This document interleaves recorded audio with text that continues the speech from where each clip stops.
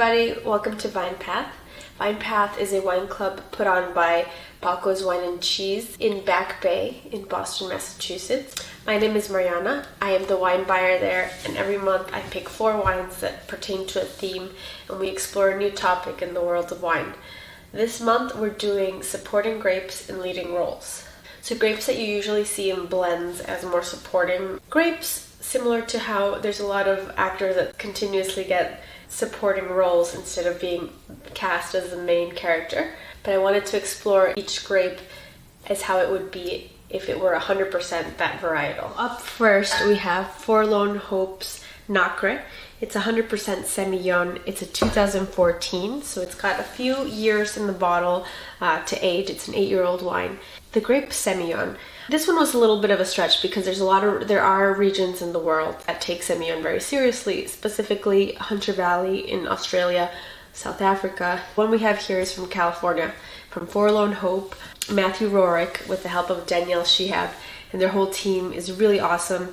They're definitely part of the new age California that is trying to make wine low intervention using good organic viticulture from really interesting sites. This Semillon was planted in the 1950s, just north of the town of Yountville by the Hoxsey family. Most people associate Semillon with Bordeaux. It's actually very often blended with Sauvignon Blanc in Sauternes. Actually, it's pretty much the star of Sauternes, but as a dry grape, it's in Bordeaux, it's used more as a balance to Sauvignon Blanc's racy acidity and herbaceousness. Semillon has some similar qualities. It definitely has also acidity and citrus notes, but it's a little more oily and round. One thing that it's really great for is its ageability. It has a structure that will age really well, hence why it's so great in Sauternes. I'm shocked that this is 8 years old. It's still very bright, but you are getting a little more waxy and honeysuckle and those like round notes, but definitely a lot of lemon, light tropical note of banana or pineapple. The palate has a lot of what the nose had, but there's almost, again with the creaminess, it's like lemon meringue pie. It's still very youthful, but you are getting the more tertiary notes, as they say, or notes that develop with a little age on it. There's a light, almost like nuttiness, a lot of minerality. This one is called Nacré, meaning mother of pearl, and it's an ode to the fact that this would be the perfect oyster pairing.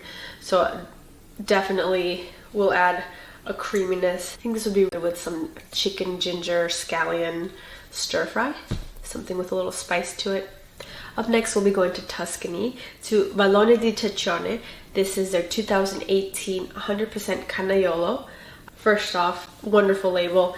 It seems like an old family picture of everyone just looking at the camera. Very rustic. Vallone di Cecione is a small winery. It's a biodynamic winery right in the heart of Panzano in Chianti. They have 8 hectares planted. Nowadays, if you think Chianti, you should think Sangiovese. It is the king grape there. Once upon a time, in the early 19th century, the main grape there was a grape called Canaiolo. Nowadays, you see it in blends of Chianti and Vino Nobile di Montepulciano and other areas in Tuscany, but you'll only see like 10%, 5%.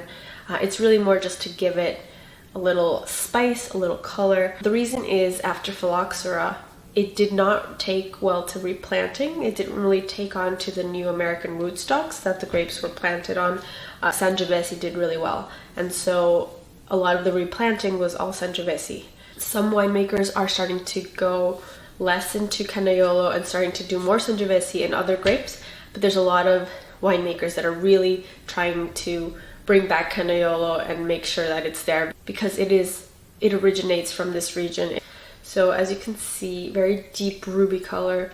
This wine, even though it is in Chianti Classico region, can't be called that because to be Chianti Classico, you have to have a certain percentage of Sangiovese and a very small percentage of other grapes. So the fact that this is 100% Canaiolo goes against that. The nose is super aromatic. It's like very like deep, dark, juicy berries, but then there's something almost woodsy. It almost tastes like a fruit cake because there is like those like more raisin or dried fruits, but there's something that like almost reminds me of like a loaf or a cake, almost like a panettone.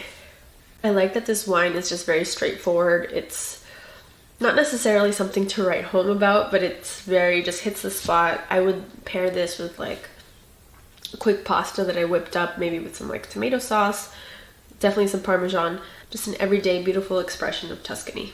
Up next, we're going to explore the grape of Petit Verdot. Petit Verdot is really famous for being one of the blending grapes in Bordeaux.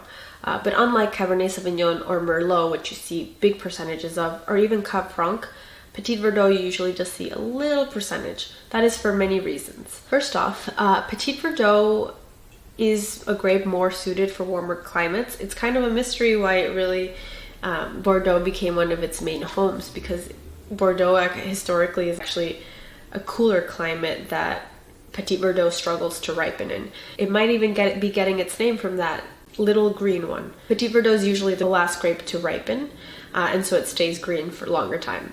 But over the years, it's gotten homes all over the world, and it really does better in warmer climates. One of the reasons it's so beneficial to have in blends is for how dark its tint or hue is. It gives a wonderful dark, deep purple color. It has this alluring spice that is very unique, and that spice really adds colors to a blend. It makes the fruit pop more. So it's definitely a fun blending grape, but on its own, I think it's a great time. So we're going to try a Petit Verdot from two different regions. The first being this Pantaleone from Muscari, Tomajoli. The winery is in Lazio. It's a much more Mediterranean, warm climate that Petit Verdot does very well in. So Marco Muscari, he's in his early 30s. He's the winemaker.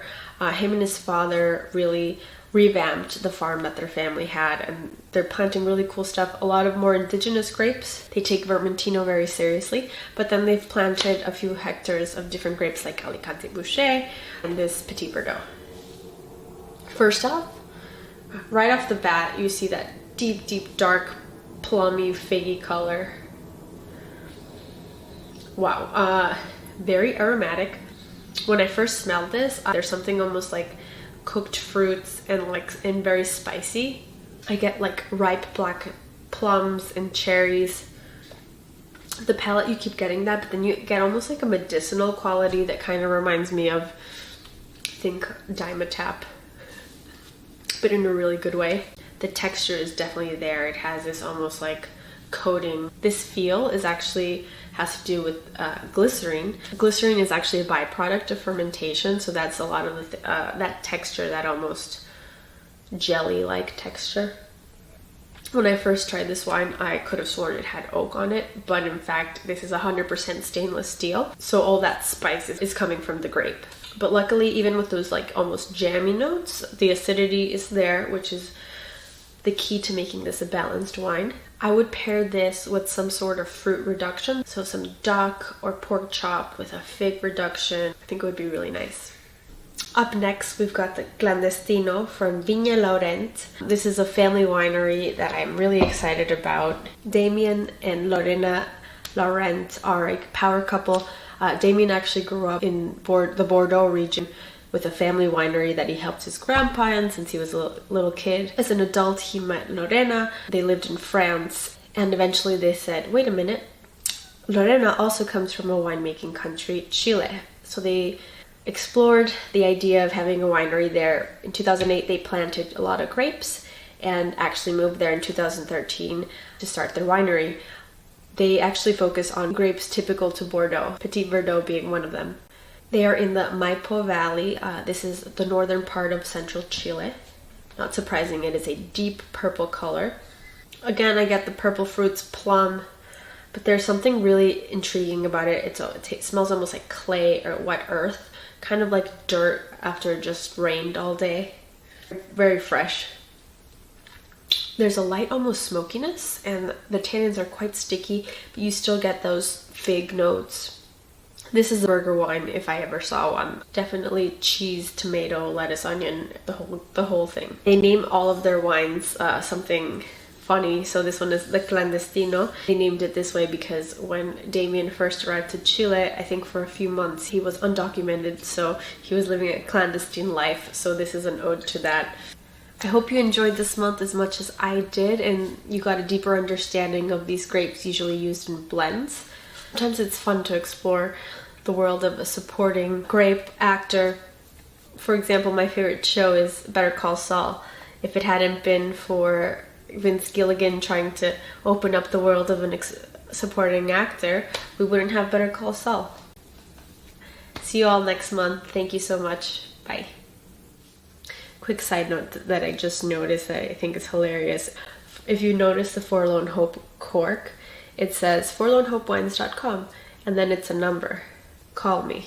So I'm pretty sure if you call this number, you will get a direct line to Matthew Rourke, and I think that's awesome. I love when winemakers have such a good sense of humor and are open to conversations with their fans.